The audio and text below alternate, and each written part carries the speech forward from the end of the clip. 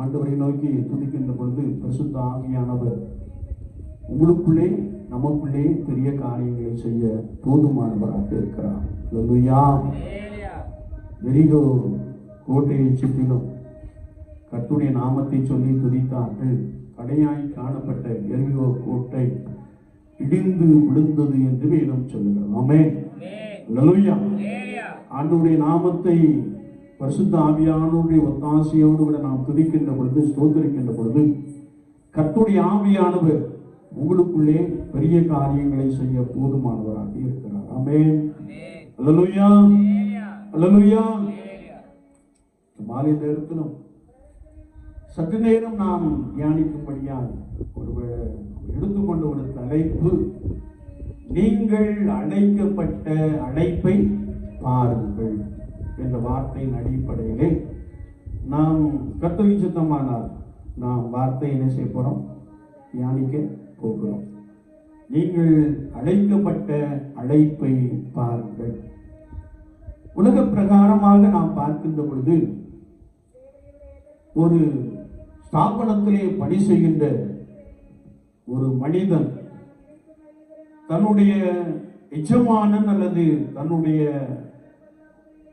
Superior அல்லது அந்த நிறுவனத்தின் ஸ்தாபகர் எதை விரும்புகிறாரோ அதை செய்கின்ற பொழுது அந்த குறிப்பிட்ட அந்த ஸ்தாபகர் அவனுக்கு உயர்வான பணிகளை என்ன செய்கிறார், கொடுக்கிறார். ஆமென். அல்லேலூயா. அல்லேலூயா. இந்த நாட்களிலே நாம் பார்க்கின்ற பொழுது அரசு அதிகாரிகளிலே சில மாற்றங்களை பார்க்கிறோம். அவருடைய தகுதி என்ன என்பதை பார்த்து உயர்ந்த பதவியிலே அரசாங்கம் அமர்த்துவதை நாம் நன்றாக அறிந்து கொண்டே இருக்கிறோம். அப்படித்தான் ஆண்டவர் நம்மை எதற்காக அழைத்து இருக்கிறாரோ அந்த அழைப்பிலே நாம் உறுதியாய் காணப்படுகின்ற பொழுது கர்த்தருடைய ஆவியானவர் நம்மை உயர்த்த, நம்மை மேன்மைப்படுத்த, நம்மை ஆசீர்வதிக்க போதுமானவராக இருக்கிறார். கரங்களை தட்டி கர்த்தருடைய நாமத்தை ஸ்தோத்திரிப்போம். அல்லேலூயா. அல்லேலூயா. ஒருவேளை நாம் ஆதியாகமத்தின் புஸ்தகம் 2ஆம் அதிகாரம் 3ஆம் அதிகாரத்தை நாம் திருப்பிக் கொள்ளுகின்ற பொழுது ஆண்டவர் ஆதாமை உண்டாக்கி, ஆதாமை உருவாக்கி ஒரு அழகான ஒரு தோட்டத்திலே கொண்டு போய் வைத்தார் என்று வேதம் சொல்லுகிறது. ஆமென். அல்லேலூயா. ஆதாம் தனிமையாய் இருப்பது நல்லதல்ல என்று சொல்லி அந்த ஆதாமில் இருந்து ஆண்டவர் ஏவாளை உருவாக்கி ஏதேன் தோட்டத்திலே கொண்டு போய் வைத்து வேதம் சொல்லுகிறது அவர்களை அழைத்து வந்து ஏதேன் தோட்டத்திலே வைத்து, நீங்கள் இந்த ஏதேன் தோட்டத்தை பண்படுத்துங்கள், பாதுகாத்துக் கொள்ளுங்கள் என்று சொல்லி அவர்களை அங்கே வைத்தார். அல்லேலூயா. அல்லேலூயா. இன்றைக்கு மனுஷனுக்கு என்ன எண்ணம் இருக்குன்னா, என்னதான் இருந்தாலும் ஒரு அழகான தோட்டம் அல்லது பல பழங்களை தருகின்ற விருட்சங்கள், பல தோட்டங்கள் நமக்கு இருந்தால் ரொம்ப சந்தோஷம் என்று எண்ணுகிறது உண்டு. இந்த நாட்களிலே அப்படி அநேகர் தங்களுக்கு என்ன செய்கிறார்கள், ஆயத்தப்படுத்திக் கொள்ளுகிறார்கள். ஒரு ஆண்டவர் ஏதேன் தோட்டத்திலே முதலாவது குடும்பத்தை வைத்து சொன்னார், நீங்கள் இந்த தோட்டத்தின் விருட்சத்தின் கனிகள் எல்லாவற்றையும் என்ன செய்யலாம், சொல்லுங்க, சத்தமா சொல்லுங்க, புசிக்கலாம் என்று சொன்னார். இன்னைக்கு ஒரு 3 குருவானவர் ஜெபிக்கும்படியாக கடந்து சென்றிருக்கோம். அவ்வளவு சத்தமா என்ன செய்தாங்க, ஜெபித்தார்கள். அவ்வளவு சத்தமாய் ஆர்ப்பரித்தார்கள். அவ்வளவு சத்தமாய் ஆராதனை பாடல்களை என்ன செய்தார்கள், பாடினார்கள். இங்கே இது வரைக்கும் தான் உம்முன்னு இருக்க போறீங்கன்னு எனக்கு தெரியல, இல்லையா? வேதம் சொல்லுகிறது கர்த்தருடைய ஆவியானவர் எங்கே உண்டோ, சத்தமா சொல்லுங்க. எதுக்கும் காசு கொடுத்தா சொல்ல முடியும் இல்லையா? நம்ம பழகிட்டோம். அப்படியே காசு கொடுத்தா கோஷம் போடுறதுக்கெல்லாம் என்ன செஞ்சிட்டோம், பழகிட்டோம் இல்லையா? ஆனால் கர்த்தரை ஆராதிப்பது அப்படி அல்ல. நான் ஆவியோடு இல்லையா, என்னுடைய அப்டாமில் இருந்து சத்தம் என்ன செய்யணும், வர வேண்டும். அல்லேலூயா. ஆண்டவர் அந்த முதல் குடும்பத்தை ஏதேன் தோட்டத்திலே வைத்து நீங்கள் இந்த தோட்டத்தின் விருட்சத்தின் கனிகள் எல்லாவற்றையும் என்ன செய்யலாம்? புசிக்கலாம். ஆனால் தோட்டத்தின் நடுவில் உள்ள விருட்சத்தின் கனியை நீங்கள் புசிக்க கூடாது. அப்படி புசித்தால் நீங்கள் நன்மை தீமை அறிவீர்கள், நீங்கள் சாவீர்கள் என்று சொன்னார். 3ஆம் அதிகாரத்துக்கு வாரோம். அங்கே கர்த்தருடைய வார்த்தை சொல்லுகிறது, சர்ப்பமானது வஞ்சனை உள்ளது என்று வேதம் சொல்லுகிறது. இந்த சர்ப்பம் யாரிடத்தில் தான் போய் பேசுச்சு? ஏவாள் இடத்தில் பேசுச்சு இல்லையா? என்னைக்குமே ஒரு டெசிஷன் ஜென்ஸ் எடுக்கிறாங்க அப்படின்னா அது ரொம்ப ஸ்ட்ராங்கா என்ன செய்வாங்க? இருப்பாங்க. யார் மூலம் தான் ஆட்டம் வரும்? பெண்கள் மூலமா தான் என்ன செய்யுது? வருகிறது. வேதம் அப்படிதான் சொல்லி தருது இல்லையா? ஒருவேளை இந்த சர்ப்பமானது ஆதாம் இடத்திலே பேசாமல் ஏவாளிடத்தில் என்ன செய்கிறது? பேசுகிறது இல்லையா? அப்போ பேசும்போது என்ன சொல்கிறது என்றால், நீங்கள் தோட்டத்தின் நடுவில் உள்ள விருட்சத்தின் கனியை புசிப்பீர்கள் என்றால் நீங்கள் சாகவே மாட்டீர்கள் என்று சொல்கிறது. என்னைக்குமே பிசாசானவன் ஆண்டவருடைய திட்டம், ஆண்டவருடைய சித்தத்திற்கு அல்லது ஆண்டவருடைய சத்தத்திற்கு எதிர்மாறான ஒரு செயல்பாடை உடையவன் என்பதை நாம் நன்றாய் அறிந்து கொள்ள வேண்டும். ஆமென். அல்லேலூயா. ஏவாளின் இடத்திலே போய் பேசுகின்ற ஒரு காட்சியை நாம் பார்க்கிறோம். நீங்க இதை புசித்தான் தேவர்களைப் போல ஆகிவிடுவீர்கள், நீங்கள் சாக மாட்டீர்கள் என்று சொன்ன மாத்திரத்திலே வேதத்தை நாம் தொடர்ந்து வாசிக்கிறோம். கர்த்தருடைய வார்த்தை சொல்லுகிறது, ஏவாள் அந்த விருட்சத்தின் கனியை பார்க்கிறாள். அது பார்ப்பதற்கு எப்படி இருக்குதா? இன்பமா இருக்கிறது, புசிப்பதற்கு ஏற்றதா இருக்கிறது என்று கண்டு அதை பறித்து தான் சாப்பிட்டதும் அல்லாமல் தன்னுடைய கணவனுக்கு என்ன செய்தாலாம்? கொடுத்தாளாம். வேதத்தை நாம் வாசிக்கலாம் தொடர்ந்து.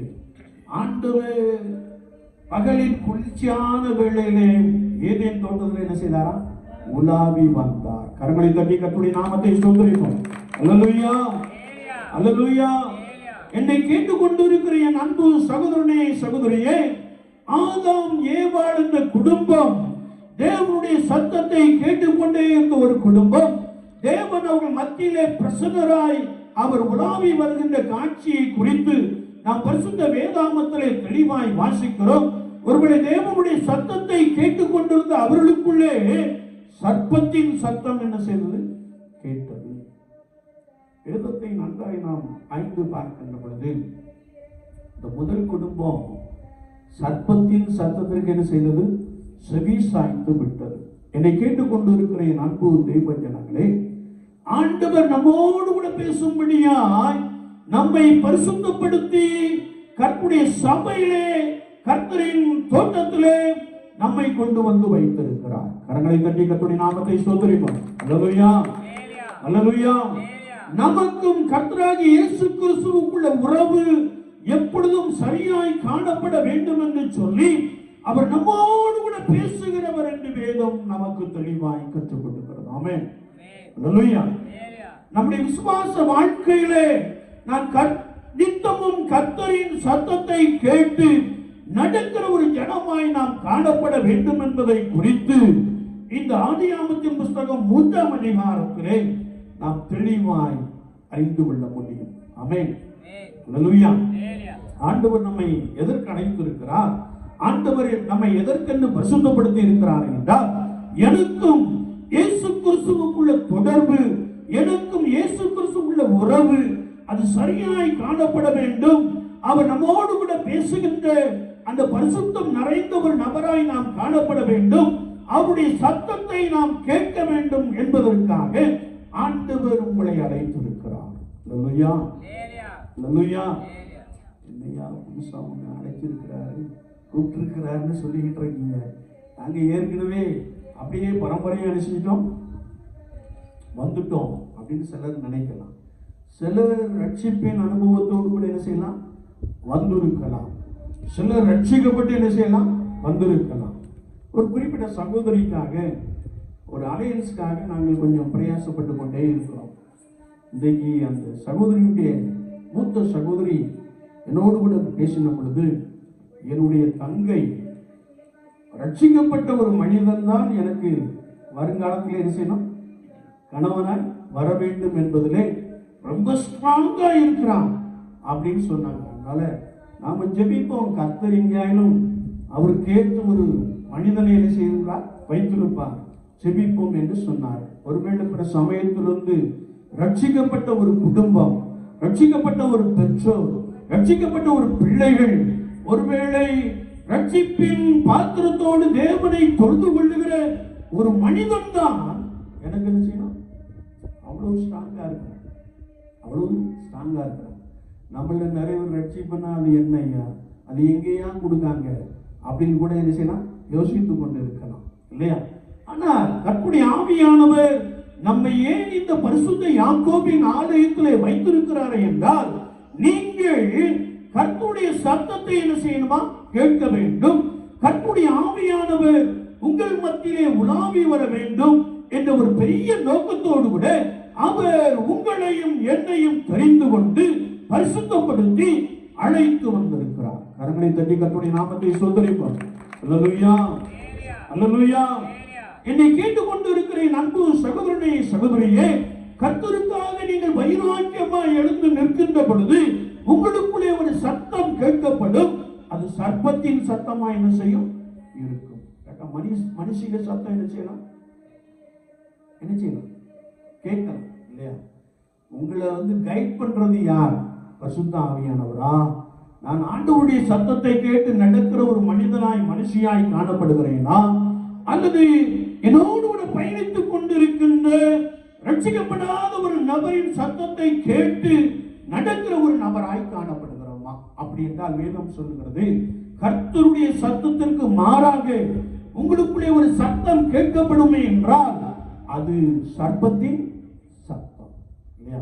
வேதம் சொல்லுகிறது, சர்ப்பம் லகுவாய் நம்ம என்ன செஞ்சிடுமா, வஞ்சித்து விடும் என்பதை நாம் வேதத்தின் அடிப்படையிலே தெளிவாய் அறிந்து கொள்ள முடியும். இவர்கள் பகலின் குளிர்ச்சியான வேளையிலே தேவ சத்தத்தை கேட்டுக் கொண்டிருந்தவர்கள் சர்ப்பத்தின் சத்தத்திற்கு அல்லது சத்துருவாகிய பிசாசின் சத்தத்திற்கு அல்லது மாம்சத்தின் ஆவியை உடையவர்களின் சத்தத்திற்கு செவி கொடுத்தபடியினாலே அவர்கள் தங்களை என்ன செய்தார்களாம், ஒழித்துக் கொண்டார்கள் என்று வேதம் சொல்லுகிறது. ஆண்டவருக்கு முன்னாடி என்ன செய்யல, நிற்க முடியவில்லை.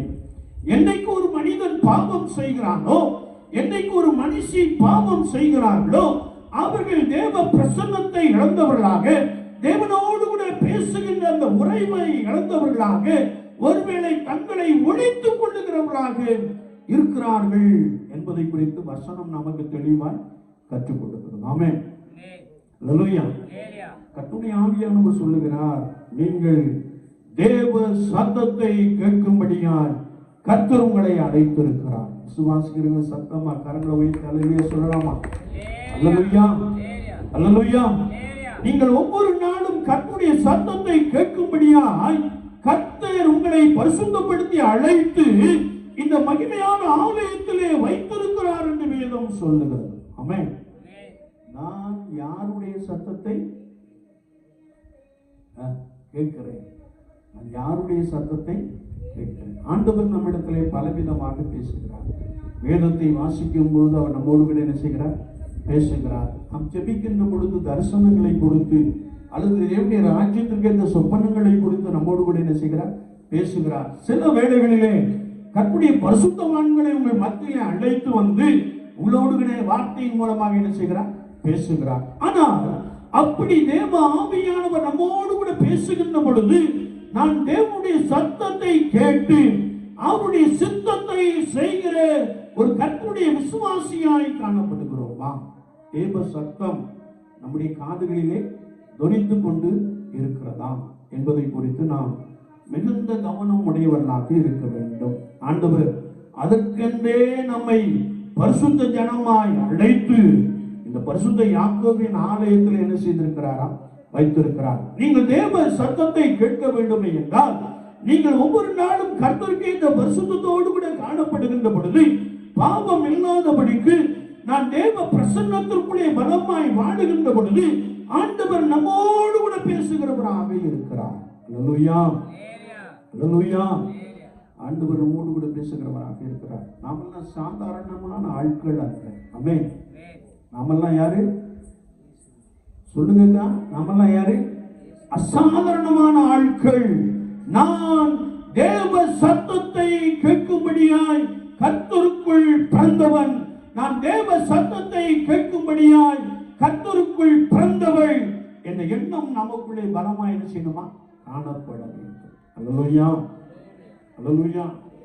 இந்த சத்தம் வர மாட்டேங்குது. சாப்பிட்டீங்களோ? சாப்பிட்டா தான் சத்தம் வராது. சாப்பிடலன்னா என்ன செய்யும்? சத்தம் வரும், பலமா வரும் இல்லையா? நான் யாருடைய சத்தத்தை கேட்டுக்கொண்டிருக்கிறேன். நாம் தொடர்ந்து இந்த முதல் குடும்பத்தை பார்க்கின்ற பொழுது அவர்கள் அழைக்கப்பட்ட அழைப்பில் இருந்து சத்தத்திற்கு செவி கொடுத்தபடியினாலே அவர்கள் ஆண்டவரை பார்க்க முடியாதபடிக்கு தங்களை என்ன செய்தார்களாம்? ஒளித்துக் கொண்டார்கள் இல்லையா? இன்றைக்கு சிலரை நான் பார்த்து பேசுறேன். ஐயா, நீங்க ஆலயத்துக்கு வர மாட்டேங்க அப்படின்னு கேட்டா, ஐயோ நான் அங்க என்ன செய்யக்கூடாது? வரக்கூடாது. நான் அங்க வரக்கூடாது. ஏன் வரக்கூடாது? ஆலயம் எல்லாருக்கும் கூடியதல்லவா என்று சொன்னார். இல்லை இல்லை இல்லை, நான் இவ்விதமான ஒரு காரியத்தை செய்தபடியினாலே நான் அங்கே என்ன செய்யக்கூடாது? வரக்கூடாது. தங்களையே தனிமைப்படுத்திக் கொள்ளுகிற சிலரை இந்த கிராமத்திலே நான் சந்தித்து பேசியிருக்கிறேன். அவருடைய பதில், நான் அங்கே என்ன செய்யக்கூடாது? வரக்கூடாது. ஏனென்றால் பாவம் நம்மை தேவனோடு கூட பேசுகின்ற, தேவ பிரசன்னத்திலே நிரம்பி இருக்கின்ற அந்த தன்மையை கெடுத்து விடுகிறது என்பதை நாம் வேதத்தின் அடிப்படையிலே தெளிவாய் அறிந்து கொள்ள முடியும். ஆமென். அல்லேலூயா. ஆண்டவர் பகலின் குளிர்ச்சியான வேளையிலே அவளோடு கூட பேசினார். ஆதாமே, ஆதாமே, நீ எங்கே இருக்கிறாய் என்று கேட்டார். ஆண்டவர் நம்மை பார்த்து அடிக்கடி அந்த கேள்வி என்ன செய்வார்? கேட்பார். நீ எங்கே இருக்கிற? நீ இருக்கிற இடம் பரிசுத்தமான இடமா? நீ இருக்கிற இடம் தேவனுக்கு பிரியமான இடமா என்று சொல்லி பரிசுத்த ஆவியானவர் நம்மோடு கூட பேசுகிறவராக இருக்கிறார். வேதம் சொல்லுகிறது, ஐயோ நாங்கள் பாவம் செய்தபடியினாலே, நாங்கள் உடைய சத்தத்திற்கு கீழ்ப்படியாதபடியினாலே ஒளித்துக் கொண்டு இருக்கிறோம் என்று சொல்லுகிற வார்த்தையை நாம் வாசிக்க முடியும். வேதம் சொல்லுகிறது, அவர்கள் தேவ சந்நிதியிலிருந்து விலகி என்று கர்த்தருடைய வார்த்தை சொல்லுகிறது. சந்நிதி என்ற வார்த்தை, சமூகம் என்ற வார்த்தை, the presence of the Lord, ஆண்டவருடைய பிரசன்னத்தை விட்டு அவர்கள் விலகி போனார்கள். எனவே அவர்களுக்குள்ளே ஒரு குற்ற உணர்வு காணப்பட்டது. நாங்கள் தேவ சத்தத்திற்கு கீழ்ப்படியாமல் சர்ப்பத்தின் சத்தத்திற்கு என்ன செய்தோம்? கீழ்ப்படிந்தோம் என்று சொல்லி தங்களை ஒளித்துக் கொண்டார்கள் என்று வேதம் சொல்லுகிறது. ஆண்டவரும் அவர்களை எதற்காக பிடித்தாரோ, எதற்காக அழைத்தாரோ, எதற்காக அந்த ஏதேன் தோட்டத்திலே வைத்தாரோ, அதை அவர்கள் செயல்படுத்தாதபடியினாலே கர்த்தருடைய வசனம் சொல்லுகிறது, அவர்களை தோட்டத்திலிருந்து வெளியே என்ன செய்தாராம்? அனுப்பிவிட்டாராம். அல்லேலூயா, அல்லேலூயா. என்னை கேட்டுக்கொண்டிருக்கிற என் அன்பு தெய்வ ஜனமே, நீங்கள் அழைக்கப்பட்ட அழைப்பை பாருங்கள். நீங்கள் தேவ சத்தத்தை கேட்கும்படியாய், தேவனோடு கூட இருக்கும்படியாய், தேவ பிரசன்னத்திற்குள்ளே, தேவ ஆளுகைக்குள்ளே நிரம்பி இருக்கும்படியாய் கர்த்தர் உங்களை பரிசுத்தப்படுத்தி அழைத்திருக்கிறார். ஆனால் நம்முடைய செயல்பாடுகள் எல்லாம் அல்லது நம்முடைய நினைவுகள் எல்லாம் கர்த்தருடைய ஆவியானவர் சொல்லுகிறார், மனுஷன் முகத்தை பார்ப்பான், கர்த்தரோ இருதயத்தை பார்க்கிறார் என்ற வார்த்தையின்படியே நம்முடைய செயல்பாடுகள் எல்லாம் தேவனை பிரியப்படுத்துகிறதாக காணப்படுகிறதா, அல்லது அழைக்கப்பட்ட அழைப்பிலே நான் பரிசுத்தத்தை காத்துக் கொள்ளுகிற ஒரு குடும்பமாய், பரிசுத்தத்தை காத்துக் கொள்ளுகிற ஒரு மனிதனாய், மனுஷியாய் நாம் காணப்படுகிறோமா? தேவ ஆளுகைக்குள்ளே, தேவ பிரசன்னத்திற்குள்ளே நாம் நிரம்பி இருக்கிற ஒரு நபராக காணப்படுகிறோமா? சற்று நம்மை நாமே என்ன செய்யணுமா? ஆராய்ந்து பார்க்க வேண்டும். ஆண்டவர் நம்மோடு கூட பேசுகிறவர், ஆண்டவர் நம்மோடு கூட பேசுகிறவர்.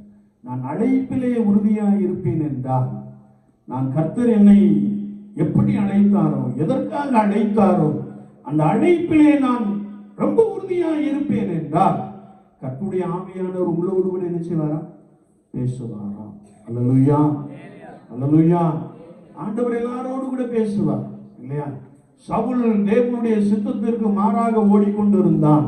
ஆனால் ஆண்டவர் அவனை ஒரு பேரொளியின் மூலமாய் சந்தித்தார். அவனை சந்தித்த பொழுது கர்த்தருடைய வார்த்தை சொல்லுகிறது, ஆண்டவரே நீர் யார் என்று கேட்ட மாத்திரத்திலே, முள்ளில் உதைக்கிறது உனக்கு கடினமா, நீ துன்பப்படுத்துகிற இயேசு நானே என்று சொன்னார். கரங்களை தட்டி கர்த்தருடைய நாமத்தை ஸ்தோத்திரிப்போம். அல்லேலூயா.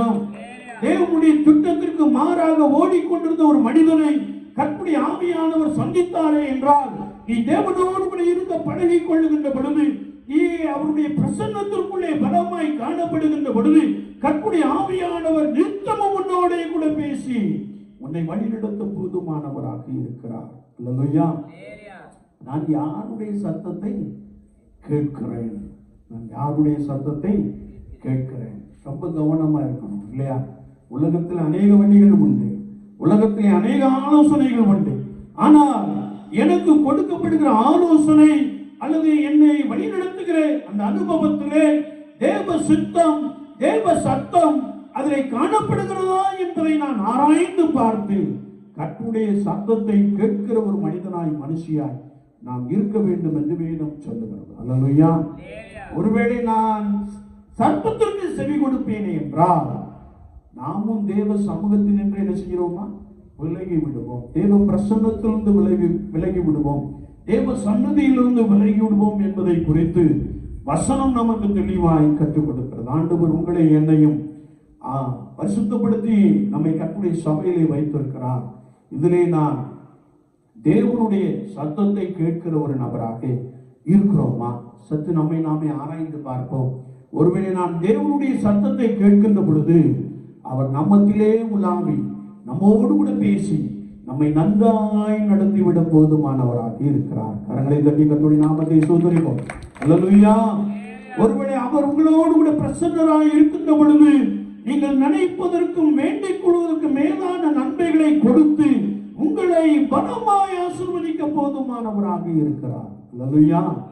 என்னை கேட்டுக்கொண்டு இருக்கிற என் அன்பு சகோதரனே, சகோதரியே, அன்றாட விசுவாச வாழ்க்கையிலே நான் யாருடைய சத்தத்தை கேட்கிறேன்? வேதம் சொல்லுகிறது, கர்த்தரை கண்டடையத்தக்க சமயத்தில் அவரை தேடுங்கள், அதிகாலை தேடுவோர் என்னை கண்டடைவார். அதிகாலமே பரிசுத்தத்தோடு கூட கர்த்தரை நோக்கி நாம் காத்திருக்கின்ற பொழுது அவர் நம்மோடு கூட பேசி நம்மை எதற்காக அழைத்தாரோ, எதற்காக பரிசுத்தப்படுத்தினாரோ, அதிலே நாம் உறுதியாய் நிற்கும்படியான கிருபைகளை ஆண்டவர் பலமாய் கொடுக்கிறார். அல்லேலூயா. அல்லேலூயா. நான் ஒவ்வொரு நாளும் தேவ சத்தத்தை கேட்கிறேன். நாம் சற்று நம்மை நாமே ஆராய்ந்து பார்ப்போம். அதற்கென்றே ஆண்டவர் நம்மை என்ன செய்திருக்கிறார்? அழைத்திருக்கிறார். அதற்கென்றே கர்த்தர் நம்மை பரிசுத்தப்படுத்தி இருக்கிறார். அதற்கென்றே ஒருவேளை என்னுடைய முன்னாட்களில் காணப்பட்ட அநீதியான வாழ்க்கையை நான் தொலைத்து போடும்படியாய் அவர் சிலுவையிலே ரத்தம் சிந்தினவராக, அந்த ரத்தத்தினாலே என் பாவங்களை கழுவி சுத்திகரித்தவராக, ஒரு பரிசுத்த மனிதனாய், ஒரு பரிசுத்த குடும்பமாய், ஒரு பரிசுத்த மனுஷியாய் கர்த்தருடைய சபையிலே கர்த்தரை ஆராதிக்கும்படியாய் நம்மை அழைத்திருக்கிறார். அல்லேலூயா. அந்த ஒரு அனுபவத்திலே, அந்த ஒரு விசுவாச வாழ்க்கையிலே நான் நித்தமும் தேவ சத்தத்தை கேட்கிறோமா? சற்று நம்மை நாமே ஆராய்ந்து பார்ப்போம். ஆண்டவரே எங்களுக்கு உதவி செய்யும் என்று சொல்லி நாம் ஆண்டவரை நோக்கி கேட்போம். நாம் அழைத்த அழைப்பிலே நிற்கக்கூடிய அந்த கிருபை எங்களுக்கு தாரும் என்று நாம் ஆண்டவரிடத்திலே நம்மை அர்ப்பணித்துக் கொள்வோம். ஒருவேளை ஒவ்வொரு நாளும் நான் யாருடைய சத்தத்தை கேட்கிறேன் என்பதை குறித்த ஒரு சிந்தையிலே நாம் மிகுந்த கவனமாய் காணப்படுவோம். கர்த்தருடைய ஆவியானவர் உங்களோடு கூட பேசுவார். உங்கள் பாளையம் அல்லது நீங்கள் இருக்கின்ற இடம் அல்லது நீங்கள் ஆராதிக்கின்ற கர்த்தருடைய சபை கர்த்தருக்கேற்ற பரிசுத்தத்தோடு கூட காணப்படுகின்ற பொழுது கர்த்தருடைய ஆவியானவர் உங்களோடு கூட உங்களை பலமாய் நடத்த போதுமானவராக இருக்கிறார். நீங்கள் அழைக்கப்பட்டிருக்கிறீர்கள். நீங்கள் பரிசுத்தமாய் வாழும்படியாய் அழைக்கப்பட்டிருக்கிறீர்கள். அந்த அழைப்பிலே தேவ சத்தத்தை கேட்கும்படியாய் ஆண்டவர் உங்களை அழைத்திருக்கிறார். ஆண்டவரே, நானும் உடைய சத்தத்தை கேட்டு உமக்கு பின் சென்று நடந்து வரக்கூடிய அந்த கிருபைகளை தாரும் என்று சொல்லி நாம் கேட்போம். கர்த்தர் உங்களோடு கூட உங்களை பலமாய் நடத்துவார். நீங்கள் தேவ மனுஷனாய், தேவ மனுஷியாய் மாறிவிடுவீர்கள். ஆண்டவர் உங்களுக்கு கேட்ட நல்ல ஆசீர்வாதங்களை நிறைவாய் கொடுப்பாராக. ஆமென். ஆமென்.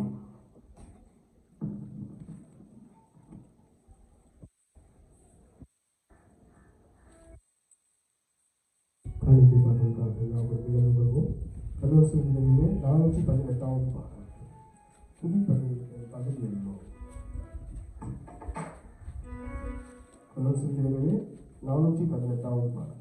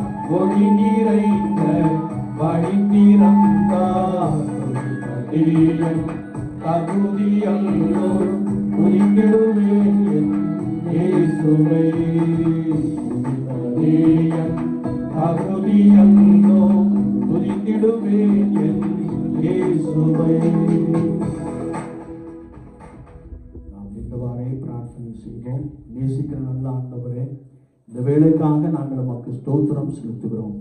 உமது கரத்தில் வாங்கி உமக்கு கொடுத்தோம் என்ற வசனத்தின்படியே இந்த கரத்தினாலே நன்மையை பெற்றுக்கொண்ட உடைய ஜனங்கள் உமக்கென்று கொண்டு வந்த பொருள் காணிக்கைகளுக்காக, உமக்கென்று கொடுத்த காணிக்கைகளுக்காக நோக்கி பார்க்கிறோம். உற்சாகமாய் கொடுக்கிற இவர்கள் மீது கர்த்தர் பிரியம் வைத்து இரண்டத்தனையான ஆசீர்வாதங்களினாலே நிரப்புவீராக. எங்களையே அர்ப்பணிக்கும் முகமாக நாங்கள் படைத்த காணிக்கைகளை ஆண்டவர் ஏற்றுக்கொள்வீராக. இயேசு கிறிஸ்துவின் நாமத்தில் ஜெபம் கேளும் பரிசுத்த பிதாவே, ஆமென்.